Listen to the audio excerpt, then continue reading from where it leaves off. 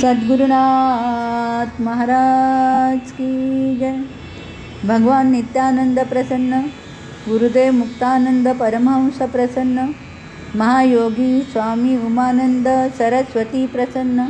शिखा अध्यायाचा हा तिसरा भाग। दुसऱ्या भागात आपण शिखा ऊर्ध्व कशी झाली ते पाहिले. आता आपण शिखेचे सामर्थ्य पाहणार आहोत.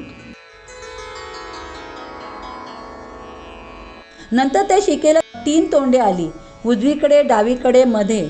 त्यावेळेला ताई दाखवायच्या, बघा म्हणे कसं होऊन राहिलं. तर 3 तोंड आली होती, पण त्याच्यात खरंच आपल्याकडे फोटो नाही आहे. मग शिखा कशाला होते?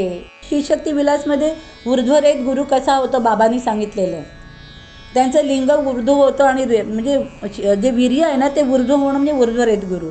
मुक्तेश्वरी पण वीर्याचं पतन करू नका. एका वीर्यामधून एक माणूस तयार होतो. म्हणजे वीर्याला किती पॉवर आहे, किती शक्ती आहे, मुक्तेश्वरी पण आपली सांगते. असा ऊर्ध्वरेत जेव्हा गुरु होतो तेव्हा तो दीक्षा करता होतो. म्हणून गुरु ऊर्ध्वरेत होणं गरजेचं आहे. तर एकाने मला प्रश्न केला होता, आपल्या साधकाने, जेव्हा आम्ही सत्संग घेत होतो तर बाबांचं कळलं आम्हाला ऊर्ध्वरेत. तर ताईंचं काय? तेव्हा ताईंचं ऊर्ध्वरेत होणं म्हणजे आपल्याला शिकेतून कळतं. सगळे केस त्यांचे ऊर्ध्व होते, पूर्ण केस त्यांचे वर गेले. ऊर्ध्व झाल्याची शिखा झाली नाही, झालीच नसती. आणि हे ऊर्ध्व होणं कशाला गरज आहे? तर जेव्हा गुरु सुसिद्ध होतो, म्हणजे सिद्धाच्या पुढची स्टेप. सिद्ध गुरु खूप असतात, पण दीक्षा करता गुरु सुसिद्ध असतो. दीक्षा देणे साधूजना हा गुरुचं कार्य आहे. ते तेव्हाच होणार जेव्हा तो ऊर्ध्वरेत होणार. तोवर तो दीक्षा देऊ शकत नाही. ज्योतसे ज्योत त्याच्याकडून होऊ शकत नाही. म्हणून गुरु ऊर्ध्वरेत व्हायला पाहिजे, ऊर्ध्व झाला पाहिजे. सिद्ध योगी तो तेव्हाच होतो. आणि बाकी साधूसंत जरी किती मोठे झाले तरी ते दीक्षा देऊ शकत नाही. आपल्यासारखा दुसरा साधू करू शकत नाही, पण गुरु आपल्यासारखे भक्त बनवू शकतो. आणि आज सांगायला मला आनंद होतो. माझं नेहमीचं वाक्य आहे की ताई त्यावेळेला बोलल्या होत्या. मी नेहमी आता आपल्या सत्संगात ते जे आहेत सरी जुनी त्यांनी ऐकलेले आहे की मी माझ्यासारखी शेगडी करेन. कारण महायोग्याला वारस नाही, आपल्याला माहिती आहे हे, पण म्हणून ताईंना वारस नाही, परंपरा तिथेच थांबली. तर ताई म्हणायच्या हो की मी माझ्यासारखे गडी करेन. म्हणजे 100 गडी करेन. तर आता असे सत्संग छोटे छोटे होत आहेत. तर ताईंना नेहमी माझी प्रार्थना असते, तुम्ही बोलला होतात ना गडी, तर ताई तुमचे गडी होऊ देत. म्हणजे 100 गडी असे होऊ देत. गडी म्हणजे सवंगडी, गुरुबरोबर राजक्रीडा करणारे, कार्य करणारे असे होऊ देत. आता हा विषयांतर झालं, पुढे जाऊया आपण आता.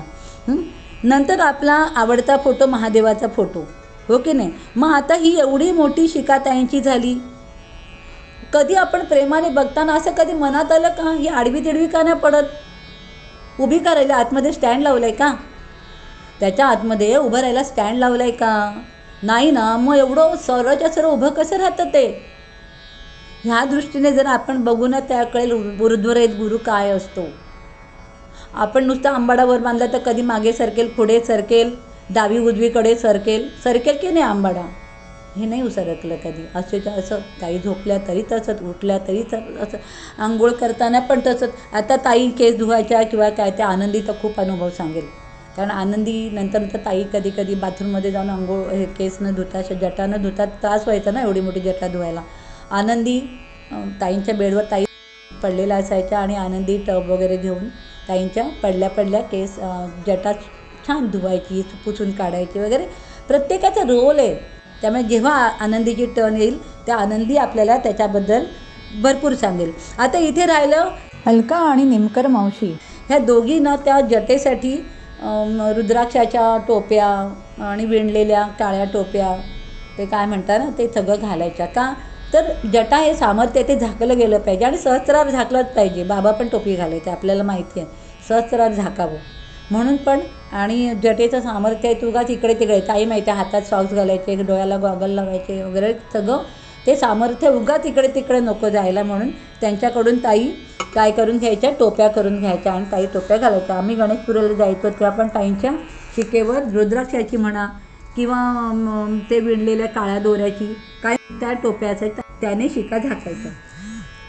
मग आता शिका झाकायच्या, सामर्थ्य झाकलं जातं, त्याने थोडं कंट्रोलमध्ये येतं. मग त्याच्यावर शिखेबद्दल अजून एक त्यावेळेला असं प्रसंग झाला की सोसायटीकडून ताईंना भरपूर त्रास होतात. सगळ्यांनी चरित्र वाचलेलं आहे, त्या सगळ्यांना माहिती आहे. आपल्याला सोसायटी त्रास देत होती की लोक राहतात अशा ठिकाणी तुम्ही आश्रम बनवला, हे ते ते ते सगळ्यांना माहिती आहे. तर ताईने इतकं सामोपचाराने घेतलं. आपल्याकडून फंडिंग पण त्यांना भरपूर होत होती सोसायटी. तुम्हाला किती पैसे पाहिजे सांगा, तुम्हाला बागेला पैसे पाहिजे का, तुम्हाला अमुकाला पैसे काय पाहिजे का, टाकी बांधायला पाहिजे का, पंपाला पाहिजे काय, सांगा. तुम्हाला पैसे हवे तेवढे आपल्या मंदिरातून दिले जात होते, आश्रमातून दिले जात होते आपल्या.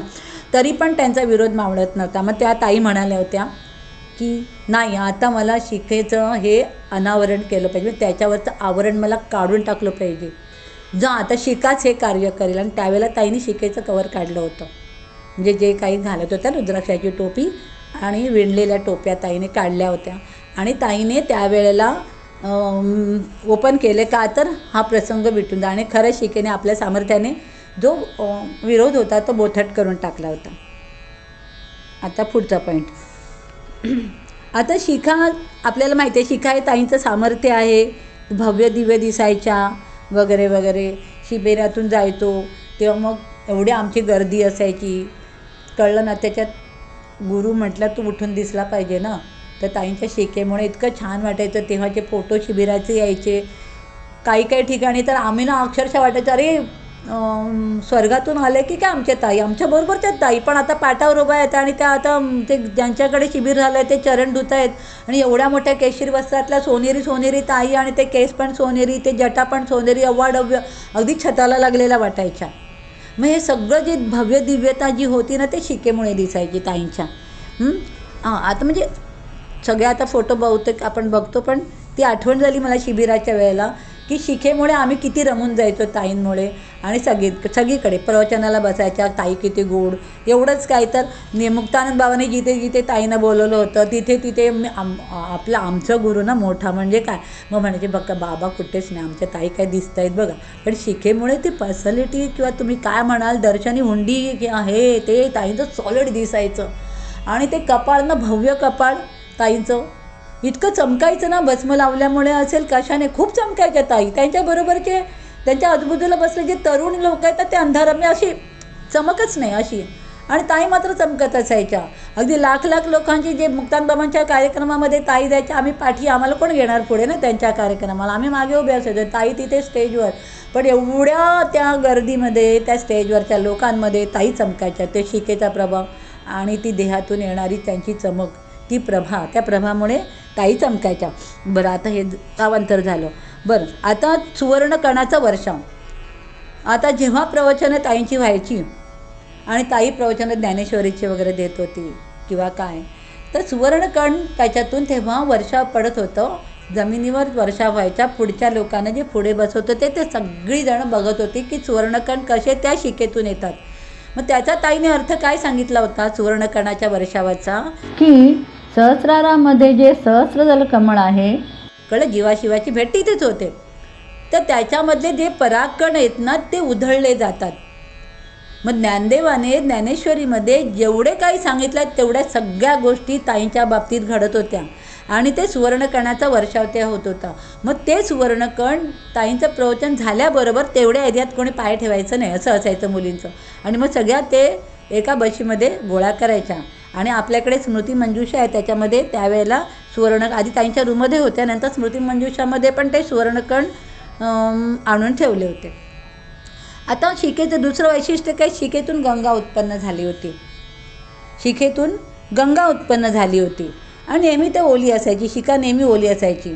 आणि म्हणून आता आनंदी पण केस धुवायची, ताईंची शिका धुवायची किंवा काय, त्यावेळेला बरंच नॅपकिन, किती नॅपकिन वापरायला लागायचं, कारण पाणी पुसून गेलं तरी शिकेतून पाणी यायचं. आनंदी आठवण सांगेल किती नॅपकिन, काय नॅपकिन नाही काय पंचे, ते पुन्हा बाहेरचं पाणी घातलेलं ते सुकलं तरी आतल्या गंगेचं पाणी कोण सुकवणार, ती तर वाहतच राहणार. त्यामुळे आनंदी तो अनुभव आपल्याला फार रोमांचक ह्याने सांगेल. तर ह्या शिकेच्या ह्याच्यामध्ये आपल्या गंगेबद्दल बोलायचं आहे आपल्याला. तर पाण्याचा प्रवाह नेहमी उंचाकडून खाली वाहतो, ही प्रवृत्ती आहे पाण्याची, आहे ना. ह्याचा नदीचा प्रवाह डोंगरावर होतो उगम आणि तो खाली वाहत येतो. आपल्या जर डोक्यामध्ये घाम आला तो आपल्या गालावर येतो, उलटा वर जात नाही. जरी आपण जर उद्या बांधला आंबाडा, इमॅजिन करू आपण आंबाडा बांधला आणि उन्हात गेलो आणि घाम आला तर आपला घाम वर जाईल का, कुठे येईल घाम? गालावरून येईल ना मग हात, बरोबर आहे ना. शिखा वर ओली असायची, ताईंची शिखा वर ओली असायची आणि एवढी मोठी उंच शिखा त्या टॉपला ओली असायची. तर ताई मग दाखवायच्या. आता हे गाडीतून ताईंबरोबर जाताना कधी कधी असं विषय निघाला की ताई दाखवायच्या. त्या ताईनी त्या शिकवेवर असा हात ठेवला, पूर्ण आपला पंजा ठेवला टोकाला. तुम्ही आता बघताय ना समोर, प्रत्येकाच्या घरी तो फोटो आहे, हो की नाही. त्याच्यावर ताईने पंजा ठेवला आणि प्रेस केला आणि मला दाखवलं, बघ म्हणे किती पाणी येतं आहे, किती गंगा येते त्याच्यातून, किती पाणी येतं आहे. आलं लक्षात. पण ते गालावर येत नव्हतं, ते वरच होतं. ती जी गंगा होती ना ती गालावर नव्हती, वरच होती. म्हणजे ह्याला म्हणतो आपण गंगा. म्हणजे आपल्या मनात पण असेल आणि घाम असेल रे, बघ मन असं आहे ना, दोन्ही साईडने असतं. तर नाही, ते गालावर येत नव्हतं, वर होतं. आणि मग अशी ती शिखा ताईंचं ते हेच होतं. बाबांना तर सगळ्यांनाच कौतुक होतं. आणि मग काय होतं ते, ह्या शिकेचं थोडं लोक बघायची गणेशपुरीला. आता गणेशपुरीला खरं तर कसं असतं माहिती आहे, गुरुचा ना हा गुरुपुत्र हा एकटाच लेक असतो, बाकी सगळी सावत्र भावंड असतात. हा एकच त्याचा पुत्र असतो, लाडका पुत्र असतो, तो एकच एकुलता एकच असतो, बाकी सावत्र भावंड असतात. आणि तेजोदेश ताईंचं एवढं की त्यामुळे तिकडच्या लोकांना थोडा तेजोदेश व्हायचा. हो ना, जो जवळ आहे त्याला होतो. अरे आमच्याबरोबर बसत होती, बघता बघता ही कुठे गेली, हिच्या आधी आम्ही होतो, ही मागून आलेली आहे, म्हणजे आम्ही हिच्या कितीतरी आधी होतो असं. तर तिथे अम्मा म्हणजे त्यांच्या ह्याच्यानंतर काय ते संन्यास दीक्षेनंतर त्यांचं नाव प्रज्ञानंद झालं आणि त्यांना अम्मा म्हणायचं, पण आधीचं नाव नाही मला माहिती त्यांचं. तर अम्मांना पण अरे थोडं वाटतं ना, असं कसं सगळे केस वर गेले. त्या म्हणतात की असं होऊ शकतं का, असं तिने काढलं. तर ताई म्हणायला, बघ ना तू हात लावून. मग तिने त्या शिकेतून एक बट काढली, सरळ काढली, सरळ खेचल्यासारखी खाली काढली. तिने हात सोडला, ती जागेवर जाऊन बसली. ती बट पुन्हा जागेवर जाऊन बसली. स्प्रिंग टेन्शन देता ना तुम्ही दरवाजाला, की माणूस गेला दरवाजा बंद झाला पाहिजे, असे ते अनुभव आहेत. तर त्या शिकेचं बाबांना किती कौतुक असेल आपल्याला माहिती आहे. ताईंच्या चरित्रात वगैरे लिहिलेलं आहे. महादेव बनगई आहे, सदाशिव झाली आहे ती वगैरे बाबांनी म्हटलं आहे, कौतुक केलं आहे. तेव्हा बाबा सिंहासनात बसले होते, दुसऱ्या ह्याच्यातून आले होते काय विश्वयात्रेवरून, आणि सगळी खूप लोकं आली होती वगैरे. ते आपल्याला समोरच बसायला दिलं होतं. इतर पण सगळ्या आपल्या साधक भक्त होते, आम्ही बसलो होतो सगळी. आणि मग बाबांनी ताईंना बोलवलं, कारण एवढे वर्षाने आल्यामुळे त्यांचे भक्त आधी जाणार ना. मग ताईंना बाबांनी बोलवलं आणि हे शब्द पण तेव्हाच बाबांनी म्हटले, देखो महादेव बन गई. मी कौतुक केलं बाबांनी ते ताईंचं. तर मग ताई पण हार घेऊन लगेच उठल्या बाबांना हार घालायला. तर ताईंचा हार तसाच राहिले. फोटो आलेले, तू कधी शिरीषचं मॅगझिन जर कोणी उघडलं तर त्याच्यात कळेल. ताईंचा हार ताईंच्या हातातच आहे, बाबांनी घालूच दिला नाही. आणि बाबांनी बाजूला जो मँगलोरी हार होता, गजरा म्हणतो ना, मँगलोरीच म्हणतो आपण मला वाटते, तर तो गजरा बाजूला होता, तो काढला. एक गजरा गुंडाळला, अर्धी पण शिका व्यापली नाही. दुसरा काढला, दुसऱ्या गजऱ्याने ताईंची शिका गुंडाळली, तरी तो पण संपला. तिसरा काढला आणि मग तिसऱ्या गजऱ्याने ती शिका पूर्ण कवर झाली. आणि किती मिनटं लागतात, किती सेकंड लागतात, भरभर. आणि ते बोलताना बाबा बोलत होते, मला जो त्रास झाला तो तुला न हो, तुझं खूप सगळं मोठं हो, असं सारखं आशीर्वाद देत होते. कारण ताईंची शिका हातात मिळाली होती ना.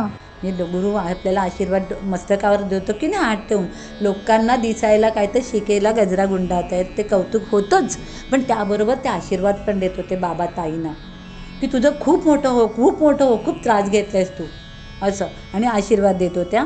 आणि असे 3 गजरे गुंडाळले आणि एक मोठा हार बाबांनी ताईंच्या गळ्यात घातला. आणि तो फोटो आपण कुठे बघतो, आपल्या अन्नपूर्णामध्ये जो फोटो आहे ना, तो फोटो जो मोठा फोटो आहे ना, तो त्यावेळेचा फोटो. नंतर झाडाकडे जाऊन मग ताईंचा फोटो काढून घेतला फोटोग्राफरकडून. जरा खाली आपल्याला दिसते साडी चुरली, कारण मांडी घालून बसल्या होत्या ना ताई म्हणून. तर असे 3-4 ही पूजा जी बाबांनी ताईंची केली, तर 2-3 वेळा बाबांनी शिकेची पूजा केली आहे, कारण त्यांना कळत होतं ना काय सामर्थ्य आहे शिकेचं. त्यामुळे बाबांनी 2-3 वेळा शिकेची पूजा केली होती. इथे आपला 3रा भाग संपला आहे. पुढील भागात आपण संन्यास दीक्षेबद्दल पाहू. सद्गुरुनाथ महाराज की जय.